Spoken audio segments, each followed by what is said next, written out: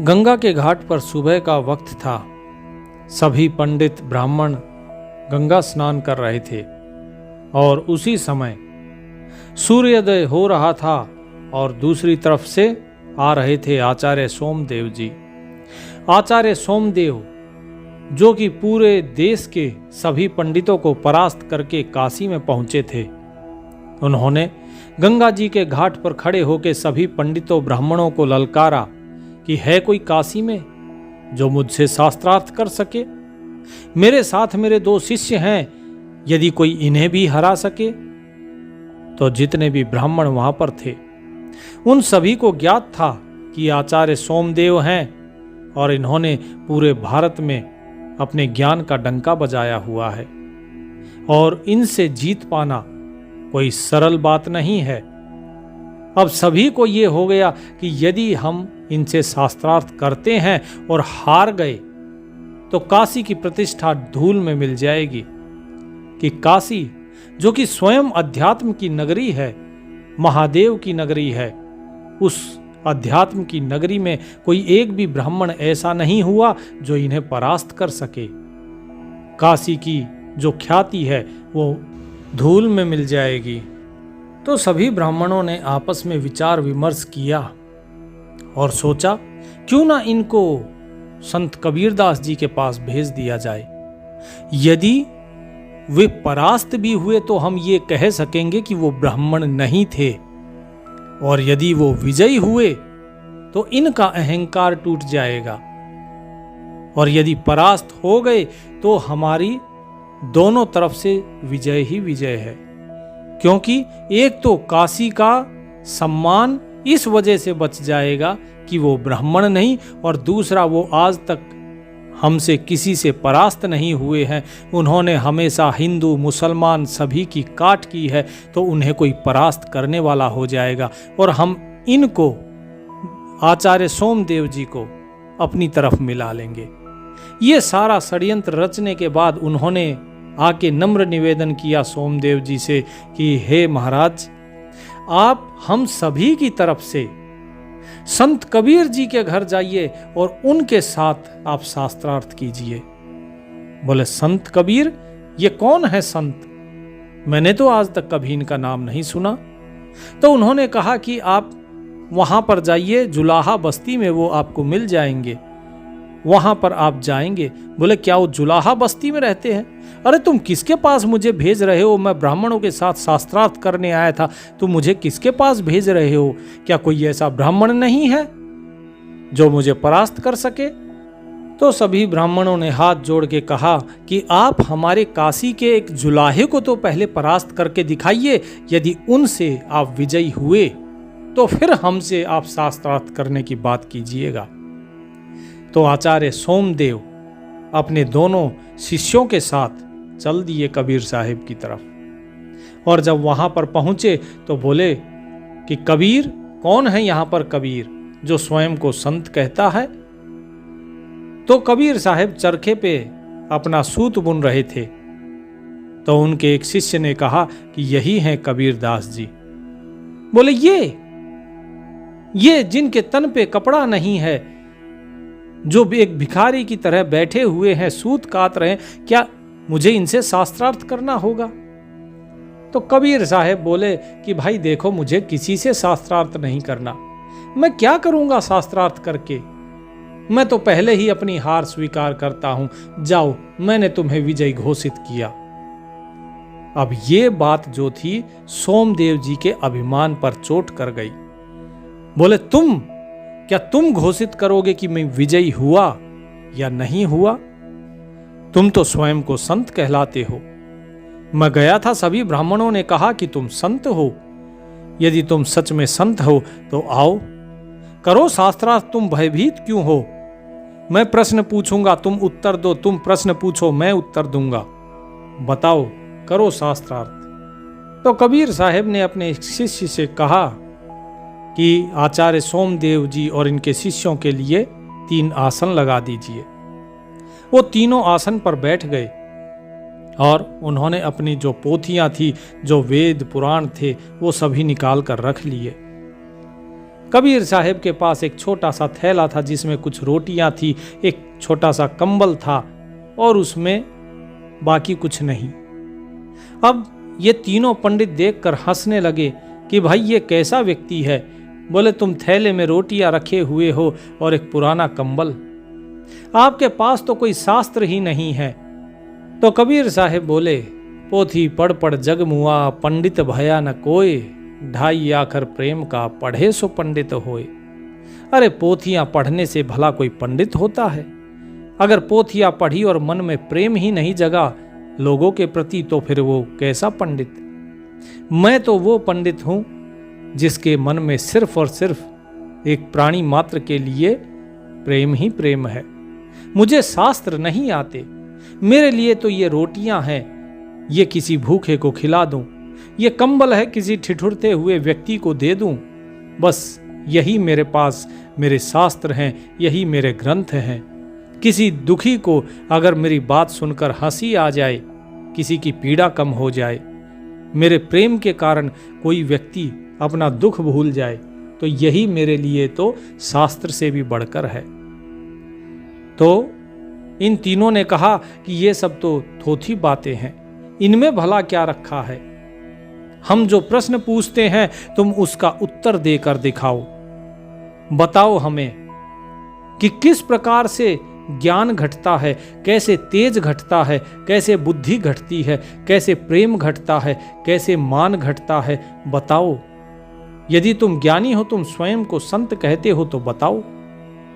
कबीर साहब कहते हैं, ज्ञान घटे नर मूड की संगत, बुद्धि घटे चित विषय भरमाए, तेज घटे पर नारी की संगत, बुद्धि घटे बहु भोजन खाए।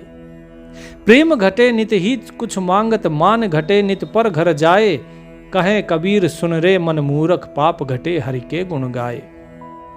कि ज्ञान घटता है जब हम किसी मूर्ख की संगत कर लेते हैं तो ज्ञान घटता है, और जब हम विषय वासनाओं में हमारा मन फंसता है, ये चित्त फंसता है, तो हमारी बुद्धि का ह्रास होता है।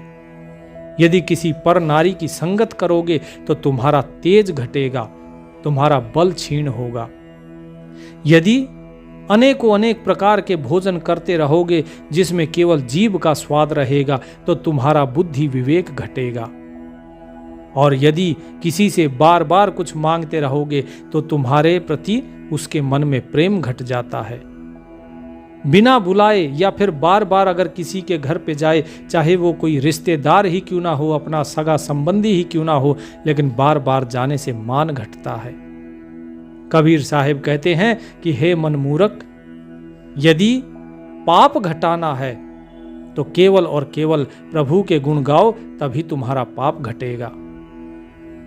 तो उन तीनों ब्राह्मणों ने कहा कि बहुत बढ़िया, बहुत खूब, तुमने सही कहा है।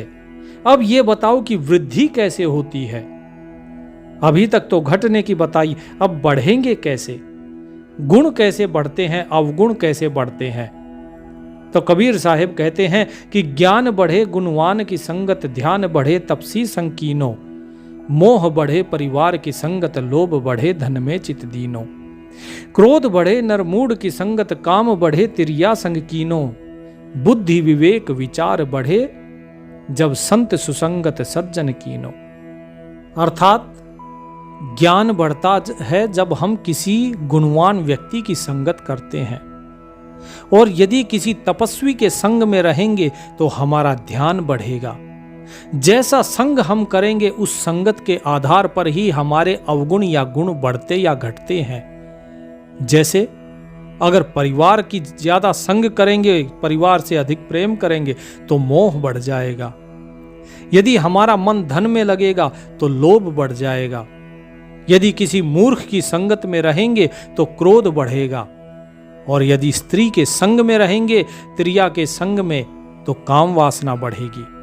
लेकिन यदि किसी संत, किसी सज्जन व्यक्ति की अच्छी संगत करेंगे तो हमारे अंदर बुद्धि, विवेक और अच्छे विचारों की वृद्धि होगी। तो तीनों ही जो पंडित थे, जो ब्राह्मण थे, आचार्य सोमदेव और उनके दोनों शिष्य, वो ना चाहते हुए भी वाह वाह कर उठे और कहा कि साधो साधो, आपने जो कहा बिल्कुल उत्तम कहा। ब्राह्मणों ने सही कहा था कि आप बेशक भेष से एक जुलाहे जरूर हैं, लेकिन आपको ज्ञान है। हमने सोचा नहीं था कि आपको शास्त्रों का ऐसा ज्ञान होगा। लेकिन ये तो बहुत आसान प्रश्न थे।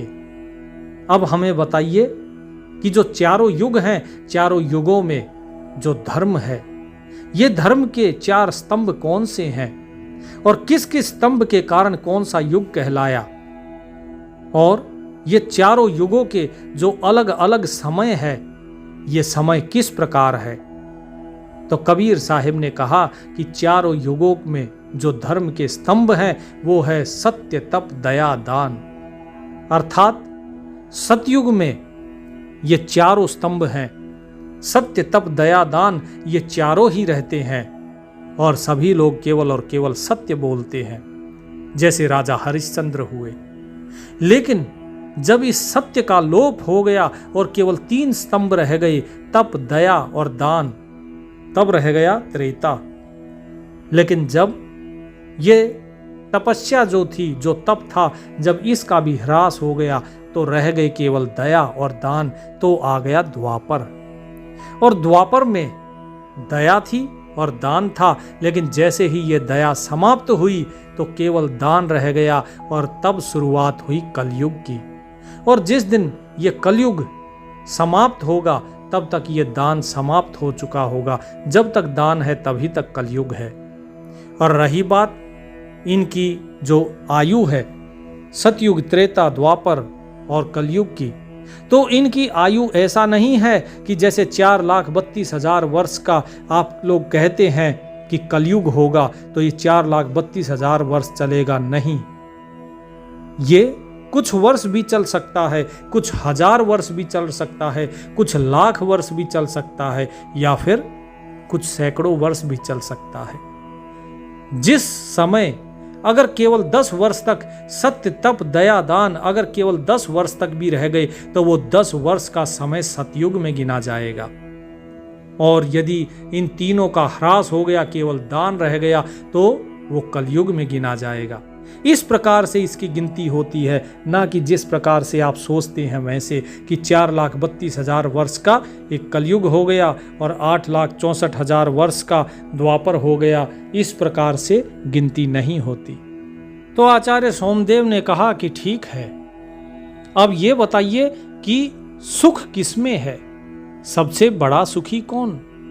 राजा सुखी या निर्धन सुखी, या फिर इंद्र सुखी, या फिर संत सुखी? बताइए सुखी कौन है और क्यों है? तो कबीर साहिब ने कहा, निर्धन कहे धनवान सुखी, धनवान कहे सुख राजा को भारी।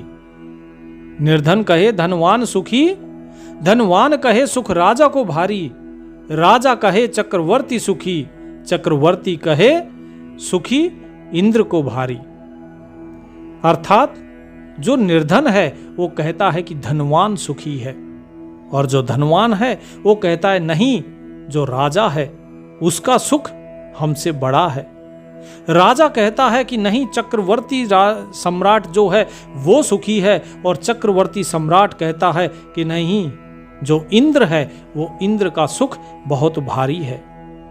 लेकिन क्या कहते हैं कि इंद्र कहे श्री राम को सुख, श्री राम कहे सुख संतों को भारी। संत कहे संतोष में सुख, संतोष बिना सब दुनिया दुखारी। अर्थात कि इंद्र कहते हैं कि नहीं, प्रभु राम जी जो हैं, राम ही सुखी हैं, प्रभु ही सुखी हैं। और प्रभु कहते हैं कि नहीं, सबसे बड़ा सुख संतों के पास है। और संत कहते हैं कि नहीं, संत भी दुखी हो सकता है, सुखी केवल वही है जो संतोषी है, क्योंकि जिसके पास संतोष नहीं है वो दुखी ही दुखी है। इस दुनिया के पास अगर संतोष नहीं है तो ये सारी दुनिया एक दुख का सागर है। तो सुखी केवल संतोषी व्यक्ति है और कोई भी नहीं। तो आचार्य सोमदेव के जो शिष्य थे वो प्रशंसा कर उठे कबीर साहिब की और कहा कि साहब, कुछ हमारे भी सवाल जवाब हैं, हमारे सवालों के भी उत्तर दीजिए। तो आचार्य सोमदेव ने अपने शिष्यों से कहा कि हाँ हाँ शिष्यों, आप लोग भी पूछो। तो उन्होंने पूछा कि हे कबीर साहब जी, हमारे सवालों के जवाब दीजिए। हमारे 3 सवाल हैं। पहला सवाल, वो कौन सी चीज है जो दिखाई नहीं देती पर हर जगह है? दूसरा सवाल, ऐसा क्या है जो सब जानते हैं कि गलत है फिर भी सब करते हैं? और तीसरा सवाल, अगर सत्य को शब्दों में बांध दिया जाए तो वो क्या कहलाता है? तो सभी जितने भी भगत बैठे हुए थे वहां पे, जितने ब्राह्मण पंडित उस शास्त्रार्थ को सुन रहे थे, सबके अंदर सन्नाटा छा गया, क्योंकि किसी को भी इस सवाल का उत्तर नहीं पता था। कबीर साहिब कहते हैं कि भाई, इनका उत्तर तो मैं दे सकता हूं, लेकिन जो उत्तर है वो एक शर्त पे दूंगा कि मैं तुम्हें एक छोटी छोटी कहानी सुनाऊंगा। यदि कहानी तुम्हारे सवाल का जवाब ना दे सके तो मैं मान लूंगा कि मैं असफल रहा। तो आचार्य सोमदेव और उनके शिष्यों ने हामी भरी कि ठीक है, आप जैसे देना चाहें आप वैसे दीजिए। कबीर साहिब बोले कि एक बच्चे की कहानी सुनाता हूं, जिसका नाम था अर्जुन। अर्जुन एक अनाथ बालक था जो नगर की गलियों में भीख मांगता था। एक दिन उसने भूख के मारे उसे चक्कर आ गए। वो मंदिर के पास गिर पड़ा। एक साधु आया, उन्होंने उसे उठाया और पूछा कि भाई तुम क्यों रोते हो? उसने कहा मैं भूखा हूं कई दिन से। तो उन साधु ने कहा, अरे भगवान हर जगह है, तू रोता क्यों है? अर्जुन ने मासूमियत से पूछा, तो क्या भगवान रोटी बनाकर मुझे देंगे? साधु मुस्कुराए और उसे अपने आश्रम ले गए। उसे खाना दिया, उसको पढ़ाया लिखाया, उसे बड़ा किया पालन पोषण करके। और एक दिन अर्जुन ने उन साधु से पूछा, क्या आप भगवान हैं? तो साधु हंसे कि नहीं, भगवान तो हर जगह है, मैं भगवान नहीं हूं। वो भगवान वो मेरी दया में है, वो तेरी भूख में है, वो उस मंदिर की घंटी में और तेरी मुस्कान में भी है। तो आपके पहले प्रश्न का जो उत्तर है वो है ईश्वर। वो दिखाई नहीं देता पर हर जगह है, भावना में है, हवा में है, सत्य में है, सभी जगह है। तो जो शिष्य था आचार्य सोमदेव जी का, वो चुप हो गया, क्योंकि उसे अपने पहले प्रश्न का उत्तर मिल गया। वो गहराई से सोचने लगा और कहा कि ठीक है, अब दूसरे सवाल का जवाब दीजिए कि वो क्या है जिसे सब जानते हैं कि गलत है फिर भी सब करते हैं। तो कबीर साहिब ने कहा कि ठीक है, सुनो, हरिदास नाम का एक ईमानदार व्यापारी था। वो बड़ा ईमानदार था, लेकिन घाटा उसे एक दिन हो गया अपने व्यापार में। उसने सोचा थोड़ा वजन कम तोल दूं तो क्या फर्क पड़ेगा, किसी को पता नहीं चलेगा। तो उसने झूठ बोलना शुरू किया थोड़ा थोड़ा, और फिर एक दिन एक ग्राहक ने उसे पकड़ लिया। राजा ने उसे बुलवाया। हरिदास ने कहा कि मुझे पता था कि यह गलत है, पर मैं मजबूर हो गया था क्योंकि मुझे घाटा हो रहा था। तो कबीर साहिब बोले कि हम जानते हैं कि झूठ बोलना गलत है, फिर भी झूठ बोलते हैं। कभी किसी को बचाने के लिए झूठ बोलते हैं, कभी अपने लिए झूठ बोलते हैं, किसी न किसी वजह से सभी झूठ बोलते हैं। तो ये तुम्हारा दूसरा उत्तर है कि झूठ सब जानते हैं ये गलत है, पर सब कभी न कभी जरूर इसे करते हैं। अब जो दूसरा शिष्य था उसने भी अपना सर झुका लिया। जवाब सीधा नहीं था, पर उसके सवाल से बड़ा था। अब जो तीसरा सवाल था कि अगर सत्य को शब्दों में बांध दिया जाए तो वो क्या कहलाता है, तो कबीर साहिब बोलते हैं कि अब मैं तुम्हें आखिरी कहानी सुनाता हूं। एक कवि बड़ा ही निर्धन था, बीमार, अकेला, पर उसके शब्दों में आग थी। एक दिन उसकी एक रचना सम्राट ने सुनी और कहा कि क्या लिखता है तू? कवि ने कहा कि मैं सत्य को शब्दों में बदलता हूं ताकि झूठ खुद को आईने में देख सके। कबीर साहिब ने सबकी ओर देखा और कहा कि सत्य को जब शब्दों में बांधा जाता है तो वो बनती है कविता। कविता जो सत्य को सुंदर बना के समाज के सामने रखी जाती है। तो जितने भी लोग वहां पर बैठे थे, जितने ब्राह्मण थे, सभी की तालियां बज उठी। सभी की निगाहें अब कबीर साहब के ऊपर थी, क्योंकि वो जानते थे कि शायद अब ये आचार्य सोमदेव जी को हरा सकते हैं। आचार्य सोमदेव जी खड़े हुए और कहा कि वाह कबीर, मैंने दुनिया भर के विद्वानों से सवाल किए, लेकिन तुम्हारे उत्तर सिर्फ जवाब नहीं थे, वो वास्तव में जीवन थे। तुमने मेरी चुनौती को जीत लिया। अब कुछ एक सवाल और हैं जो मैं चाहता हूं कि आप उनका भी उत्तर दें। कबीर साहब ने कहा कि ठीक है, बताओ। तो आचार्य सोमदेव जी ने और कठिन करते हुए प्रश्न को और पूछा कि किस प्रकार से व्यक्ति के बारे में आप जान सकते हैं बिना उससे कोई प्रश्न किए। यदि कोई व्यक्ति सो रहा है तो एक सोते हुए व्यक्ति के बारे में क्या आप बता सकते हैं कि यह व्यक्ति कैसा है?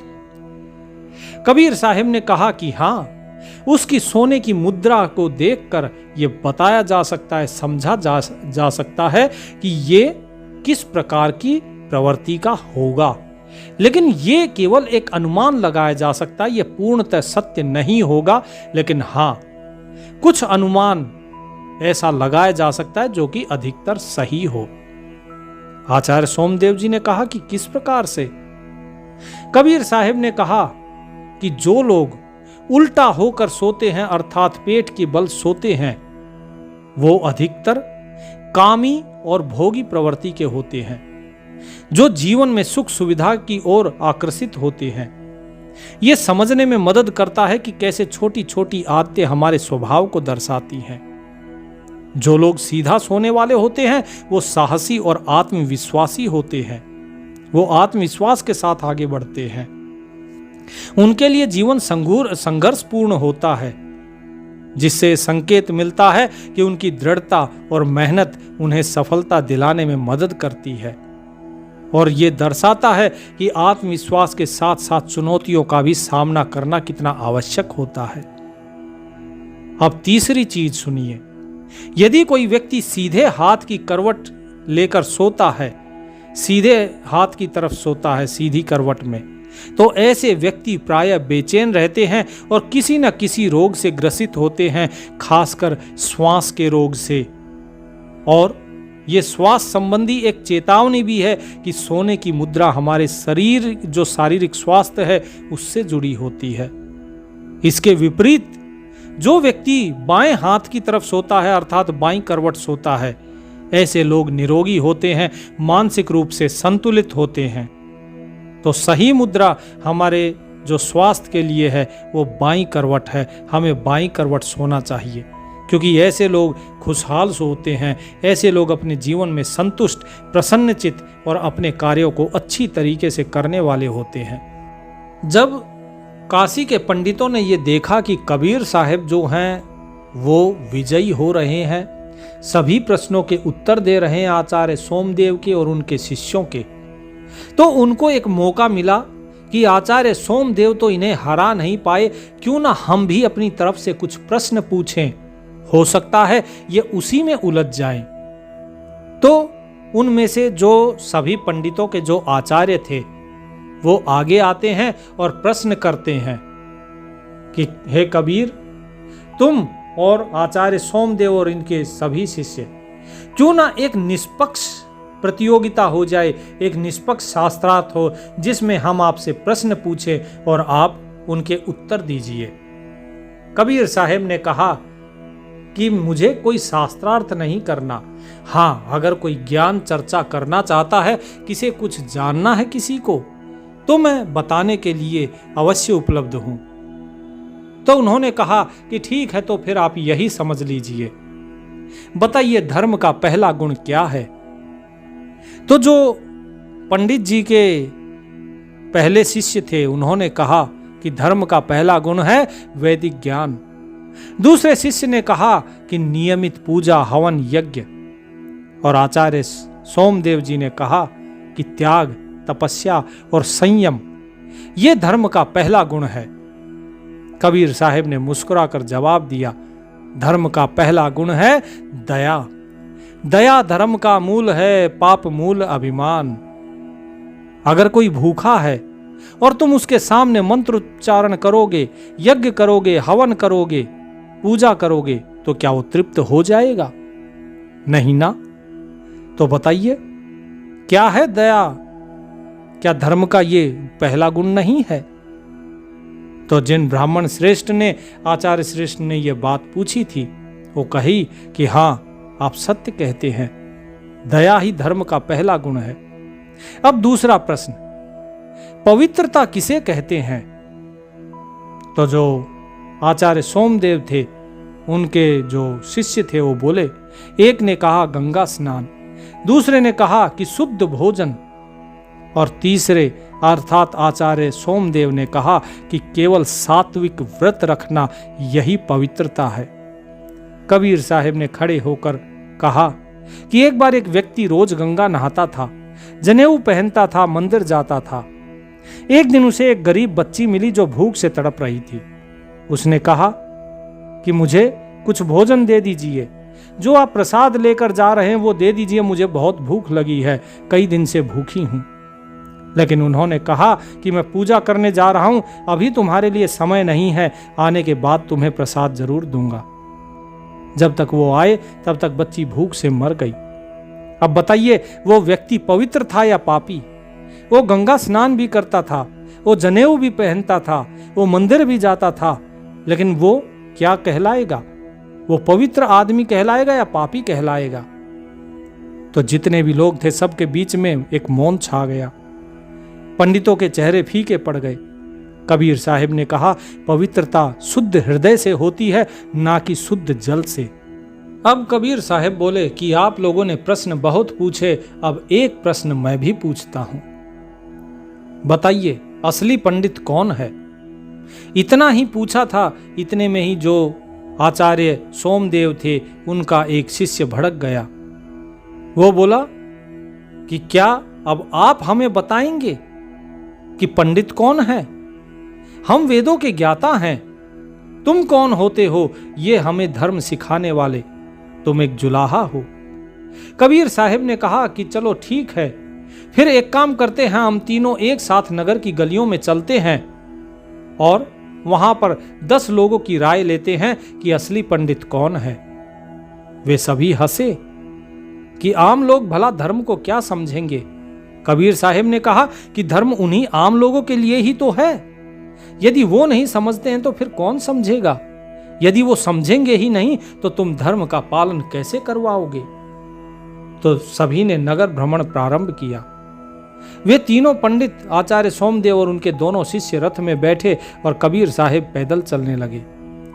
बस्ती की एक गली में एक गरीब महिला अपने बीमार पति को उठा नहीं पा रही थी। कबीर साहिब ने उसकी मदद की, उसका पानी से भरा मटका उठाया, उसके बाद उसके पति को कंधे पर लाद के और छांव में बैठाया। दूसरी गली में एक जो बूढ़ी औरत थी, वो रास्ता पार करने की कोशिश कर रही थी। पंडितों ने मुंह फेर लिया, लेकिन कबीर साहिब ने उसका हाथ थामकर उसे रास्ता पार कराया। तीसरी गली में एक भूखा बच्चा था। कबीर साहिब ने अपने झोले में जो रोटी थी वो रोटी निकाली और बच्चे को दे दी। कबीर साहिब ने कहा कि पंडितों, हमने आज 10 लोग देखे, अब उन 10 लोगों से पूछते हैं कि कौन पंडित है। और जब उनसे पूछा गया तो सभी ने एक स्वर में कहा कि वो जो पैदल चल रहा था, जिसने सहारा दिया, जिसने रोटी दी, जिसने कंधा दिया, वही असली पंडित है। सभी लोग वापस लौट आए और वापस आने बाद कबीर साहिब ने कहा कि अब बताओ, असली धर्म क्या है? असली धर्म वो है जो किसी के आंसू पोंछे, धर्म वो है जो भूखे को खाना दे, धर्म वो है जो किसी की मदद करे लेकिन बिना दिखावा किए, धर्म वो है जो चुपचाप मनुष्यता निभाए। तो तीनों पंडितों ने कबीर साहिब की ओर देखा और सिर झुकाकर खड़े हो गए।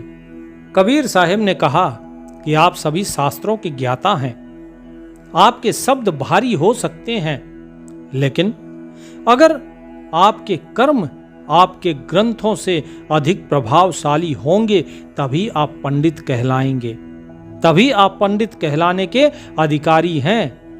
क्योंकि जो दूसरों के जीवन में धर्म को जीवित करे वही सच्चा धर्म कहलाता है। याद रखिए, यदि गुण नहीं है तो व्यक्ति का रूप व्यर्थ है। यदि किसी स्त्री के अंदर चाहे वो कितनी ही रूपवती क्यों ना हो, लेकिन यदि उसके अंदर गुण नहीं है तो क्या लाभ है उसकी सुंदरता का। यदि आपको भूख नहीं है तो आपका भोजन व्यर्थ है। यदि आप अपने धन का सदुपयोग नहीं कर सकते, उसको आप परोपकार में नहीं लगा सकते, उसका भोग नहीं कर सकते, तो आपका धन व्यर्थ है। आपके पास तलवार है लेकिन तलवार को चलाने का साहस ही नहीं, तो तलवार व्यर्थ है। यदि परोपकार नहीं तो मनुष्य जीवन व्यर्थ है। यदि श्रद्धा नहीं है तो पूजा व्यर्थ है। केवल थोथा आरती पूजन करने से क्या लाभ यदि प्रभु के प्रति श्रद्धा ही नहीं है तो। यदि शब्द का अर्थ ही नहीं तो वो शब्द व्यर्थ है। यदि जीवन में प्रेम नहीं है तो ये जीवन व्यर्थ है। इसी प्रकार यदि बुद्धि ही नहीं है किसी के पास तो ज्ञान व्यर्थ है। और यदि विनम्रता नहीं तो आपकी विद्या व्यर्थ है, क्योंकि विद्या तो वो होती है जो विनम्रता प्रदान करे। और यदि सच कहूं तो मुझे आप लोगों के ऊपर दया आ रही है। आप शास्त्रार्थ करने आए थे अपने अहंकार को उसकी तुष्टि के लिए, अपने अहंकार के पोषण के लिए। मुझे आपके ऊपर कोई क्रोध नहीं आ रहा, मुझे दया आ रही है, क्योंकि एक अहंकारी व्यक्ति से बड़ा मूर्ख इस संसार में और कोई हो ही नहीं सकता। ज्ञान और अहंकार दोनों एक साथ नहीं रह सकते, क्योंकि तुम्हारे पास जो ज्ञान है वो आपके अहंकार के आते ही वो क्षीण हो जाता है। फिर आपके पास केवल थोथी जानकारी रह जाती है, आपके अंदर अनुभव का ज्ञान नहीं रहता, अनुभव हो ही नहीं पाता। और अधूरा ज्ञान वो हमेशा थोथा बजता, जैसे थोथा चना बाजे घना, अध जल गगरी छलकत जाए। इसी प्रकार जो अधूरा ज्ञान होता है वो बजता ज्यादा है। जो सच्चा ज्ञानी होता है वो किसी को ललकारता नहीं। ज्ञानी से कहिए कहा कहत कबीर लजाए, और अंधे आगे नाचते कला अकारथ जाए। मैं ज्ञानी को किसी को कुछ नहीं कहता हूँ, क्योंकि जो स्वयं ज्ञानी है उसे सब कुछ पता है, उसे कहकर लाभ क्या। और जो मूर्ख व्यक्ति है उसको कहने से कोई लाभ नहीं, क्योंकि वो समझना ही नहीं चाहता। तो इसीलिए व्यक्ति को मौन रहना चाहिए, अपने ज्ञान का प्रदर्शन नहीं करना चाहिए। हमेशा नम्र बनो, विनम्र बनो। अगर उसकी रहमत पाना चाहते हो तो नम्र बनो, क्योंकि जो खाली घड़े होते हैं केवल वही भरे जा सकते हैं। लेकिन जिनका घड़ा पहले से अहंकार से भरा हो उसमें भला बताइए कोई क्या भर सकता है। तो इसीलिए सभी के साथ प्रेम करो और सभी के साथ नम्र रहो, तभी आप सच्चे ज्ञानी कहलाएंगे। कबीर साहब की ये बात सुनकर आचार्य सोमदेव और उनके जो दोनों शिष्य थे उनके चरणों में झुक जाते हैं और कहते हैं आप वास्तव में संत ही हैं, क्योंकि कोई संत ही ऐसा ज्ञान रख सकता है। हम जैसे जो अहंकारी व्यक्ति हैं उनकी आंखें केवल संत ही खोल सकते हैं। केवल संत ही हैं जिनके मार्गदर्शन से हमारे जैसे अहंकारी भी, हमारे जैसे पतित भी पार हो सकते हैं। और आचार्य सोमदेव और दोनों शिष्यों ने कबीर साहब की शरण ग्रहण करी, और इसके साथ ही साथ जितने भी वहाँ पर ब्राह्मण थे उसमें बहुत से ब्राह्मण कबीर साहब के शिष्य बन गए। तो भगत जियो, आप सभी अगर इस ज्ञान चर्चा को सुनेंगे ध्यान से तो इसमें आपको बहुत सी ऐसी चीज़ें मिलेंगी जो आपने पहले कभी सुनी नहीं होंगी। उनको अपने जीवन में अमल में लेकर आइए और प्रभु का नाम सुमिरन करते रहिए। परमात्मा आप सभी का कल्याण करेगा। सत साहेब।